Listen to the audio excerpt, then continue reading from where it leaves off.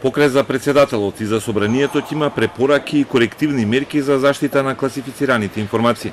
Извештајот за грешките и пропустите во кабинетот на Иванов и во собраниските служби ќе биде готов во понеделник и во него Дирекцијата за безбедност на класифицирани информации ќе им препорача како да не ја повторат грешката со доставување на строго доверливи информации на лице кое нема безбедносен сертификат, во случајот пратеникот Антонио Милошовски. Потоа дирекцијата ќе отиде на терен и наводно и во парламентот да провери дали пропустите се отстранети. Од кабинетот на Иванов ги дале документите без да проверат дали Милошовски има сертификат или не, а исто така курирот му ги дал директно на рака на пратеникот, иако требало строго доверливите извештаи да ги достави до собраниска архива, каде треба да се заведат во посебна деловодна книга и да се чуваат под посебен безбедносен режим.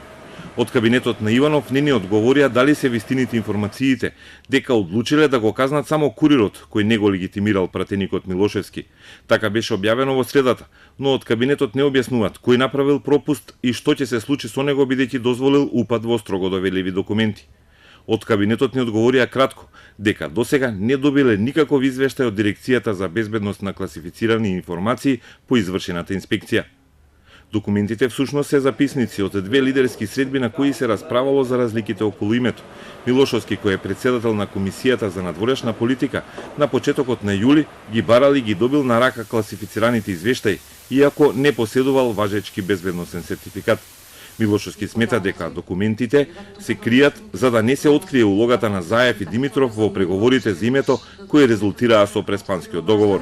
Пратеници на владеачкото мнозинство најавија и во понеделник ќе му поднесат кривична пријава поради пропустите со класифицираните информации.